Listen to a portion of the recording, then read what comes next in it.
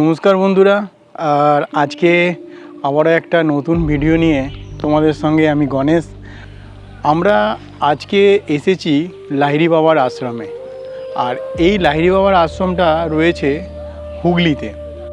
এইখানে এই যে লাহিড়ী বাবার আশ্রম, এই আশ্রমটা বহু পুরনো আশ্রম। রাজ্য হয়েছে, মন্দির হয়েছে, সেগুলো 6 থেকে 7 বছর হয়েছে এখানে এইগুলো হয়েছে। চারিদিকটা এরকম পুরো সবুজে সবুজে মোড়া। আর এই আশ্রমের ভেতরে পুরো এইরকম সুন্দর সমস্ত গাছপালা, আম গাছ, জাম গাছ দিয়ে ভরা। আর সেটাই তোমাদেরকে দেখাচ্ছি। আপনারা যদি শহরের কোলাহল থেকে কিছুটা সময় দূরে শান্ত পরিবেশে কাটাতে চান, তাহলে এই আশ্রমটি অবশ্যই একবার দেখে যেতে পারেন। এখন চলুন প্রথমে জেনে নেওয়া যাক যে এই লাহিড়ী বাবা কে ছিলেন। লাহিড়ী বাবার প্রকৃত নাম ছিল শ্যামাচরণ লাহিড়ী, যিনি ভক্তদের কাছে লাহিড়ী মহাশয় নামে পরিচিত। তার জন্ম 1828 সালে 30শে সেপ্টেম্বর বর্তমান পশ্চিমবঙ্গের নদিয়া জেলার ঘূর্ণিতে। পরে তার পরিবার বারাণসীতে চলে যায়। তিনি সাধারণ মানুষের মতন সংসার করতেন, সরকারি চাকরি করতেন এবং স্ত্রী সন্তানকে নিয়েও তিনি সাধারণ জীবনযাপন করতেন। এই আশ্রমে সমস্ত কিছু ছবির মতন দেখতে পাওয়া যায়। আর এখানে প্রচুর পরিমাণে রাজহাঁস দেখতে পেলাম। বন্ধুরা, তোমাদেরকে প্রথমেই বলেছি যে এই আশ্রমে পুরো বাগান সাজানো। আর এই সাজানো বাগানের মধ্যে এরকম টর্কি ঘুরে বেড়াচ্ছে। আর নানান ধরনের প্রজাতির জংলি মুরগি চোখে পড়লো। তো এরা সম্পূর্ণ এখানে ছাড়া অবস্থায় রয়েছে। আর এই আশ্রমের যে পথ আছে, সেই পথ দিয়ে ঢুকতে ঢুকতেই ঠিক ডান দিকে এরকম একটা দুর্গা মন্দির পড়েছে। আর সব থেকে আশ্চর্যজনক ব্যাপার, এখানে যে আম গাছ আছে, আম গাছের মধ্যে অর্কিড গাছ লাগানো আছে। আর সেই অর্কিড গাছটার ফুলটা এইরকম প্রায় গোলাপি কালারের, দেখতে খুবই সুন্দর। আর ঠিক দুর্গা মন্দিরের সামনে এরকম দুর্গা প্রতিমার একখানা বেশ মডেল সুন্দর করে করে রাখা আছে। 4 জনের কাঁধে প্রতিমা বিসর্জন। আর বাগানের ভেতরে এরকম আর্টিফিশিয়াল ময়ূর করা আছে, বাচ্চাদের খেলার দোলনা করা আছে, পার্ক করা আছে। খুবই সুন্দর। মানে কোনো মানুষ যদি এখানে 1 ঘন্টা 2 ঘন্টার জন্য কি একবেলার জন্য যদি টাইম কাটাতে চায়, আরামসে সে সুন্দরভাবে টাইমটা কাটাতে পারে। আর এই হচ্ছে লাহিড়ী বাবার আশ্রমের দুর্গা মন্দির। প্রত্যেক বছর দুর্গাপুজোর সময় এখানে ধুমধাম করে দুর্গাপুজো হয়।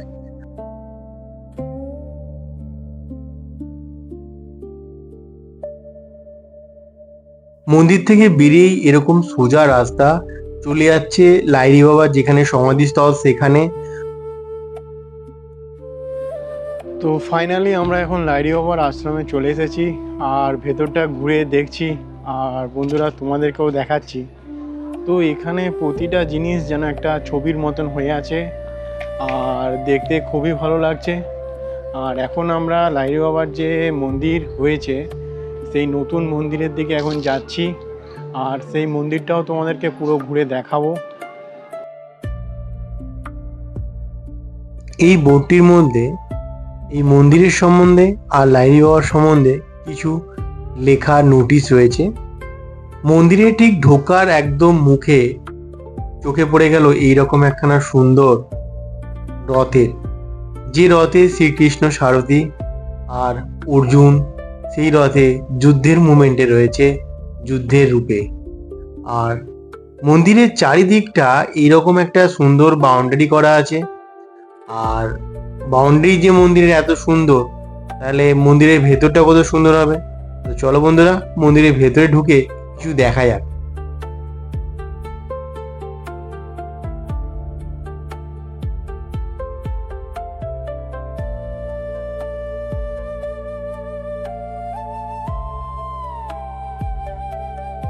মেন মন্দির থেকে বাইরেটায় কিছুটা ডান দিকে রয়েছে মা কালীর মূর্তি, আর বাঁ দিকে রয়েছে রাম, সীতা, হনুমানের মন্দির।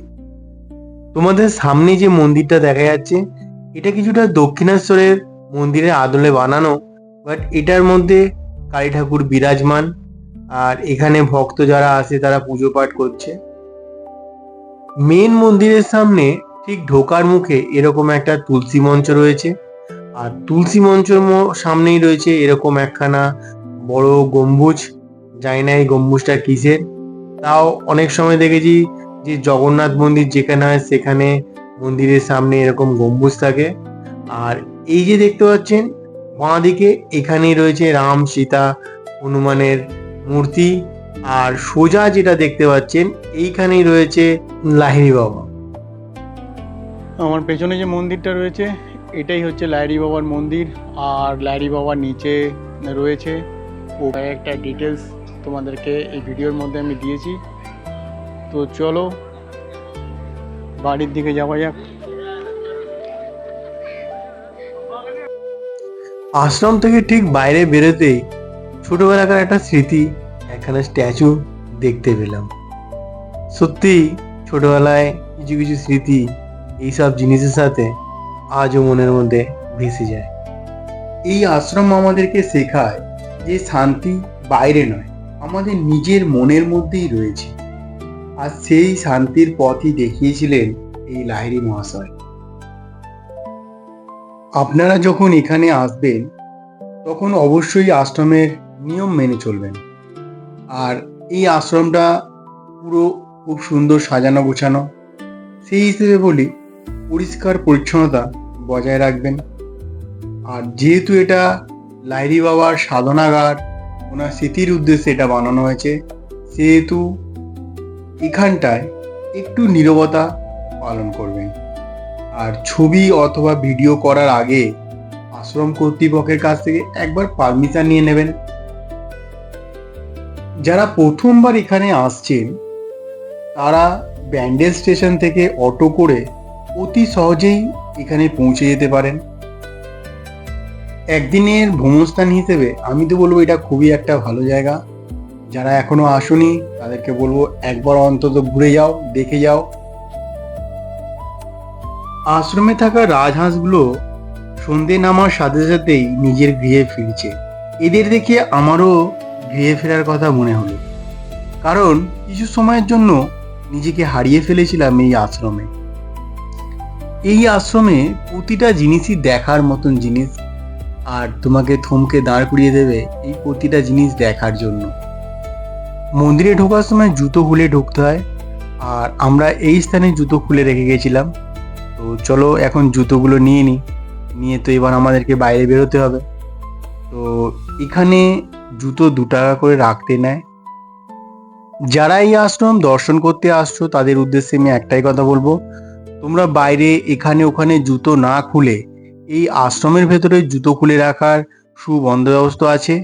আর সেখানে 2 টাকার বিনিময় নিজের জুতো জমা রাখাটাই সব থেকে ভালো। লাহিড়ী বাবার সব থেকে বড় শিক্ষা ছিল ঈশ্বরকে পাওয়ার জন্য সংসার ছেড়ে পালাতে হয় না।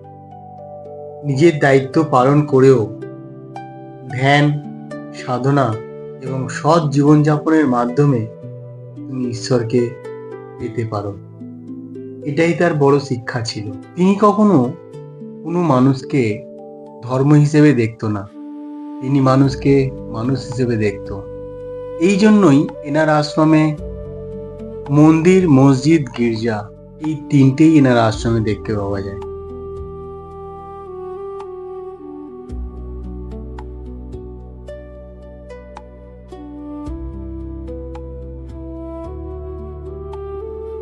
যখন পুরো মন্দির দর্শন করে তুমি বাইরের দিকে বেরিয়ে আসবে, ঠিক তোমার চোখের সামনে এইরকম একটা সুন্দর দৃশ্য পড়বে। এখানে রাধা কৃষ্ণ নৌকো বিলাস, তার মধ্যে একটা ঝর্ণার মধ্যে ঘিরে রাখা আছে, খুব সুন্দর দেখতেও লাগে। আর আমরা এখানটায় যখন দেখলাম খুব ভালোই লাগলো। তারপরে আমরা চলে এসেছিলাম এখানে বিষ্ণু মন্দিরে। আর এখানে ব্রহ্মা, বিষ্ণু, মহেশ্বর তিনেরই এখানে মন্দির করা আছে। আর আমরা প্রতিটা মন্দিরই ভিজিট করলাম। আর এইখানটায় দেখতে পাচ্ছ একটা জলাশয়ের ঠিক ওপরে এরকম শিবের একখানা মূর্তি বসানো আছে। শিব ঠাকুরের চারিদিক পরিক্রম করার জন্য এখানে মন্দিরের কক্ষগৃহে সুন্দর চারিদিক সার্কেল করা আছে, যাতে যারা দর্শনার্থী তারা এসে শিবের চারিদিকে পরিক্রমা করতে পারে। আর এটাই ছিল আজকে আমাদের শেষ এবং লাস্ট মন্দির পরিদর্শন। এই মন্দির দর্শন করেই এবার আমরা বাইরের দিকে বেরিয়ে যাব। একটা গুরুত্বপূর্ণ বিষয় যেটা তোমাদেরকে বলতে আমি ভুলে গেছি, এই মন্দিরে আসতে গেলে তোমাকে টাইম মেনটেন করে আসতে হবে, নয়তো ওয়েট করতে হবে। কারণ এই মন্দিরটা সকাল 10টা থেকে 12টা অবধি আর বিকেল 4টে থেকে 6টা অবধি খোলা থাকে।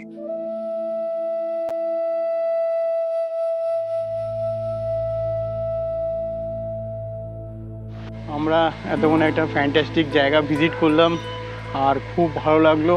আর এখন বাইরে বেরিয়ে যাওয়ার পালা, তো এখন আমরা বাইরে বেরিয়ে যাচ্ছি। তো আজকের মতন লাহিড়ী বাবার আশ্রমকে বাই বাই গুড বাই বলে আজকের ভিডিওটা আমরা এখানটাই শেষ করলাম বন্ধুরা। আবার একটা নতুন ভিডিওতে নতুন জায়গায় তোমাদের সাথে আবার দেখা হবে।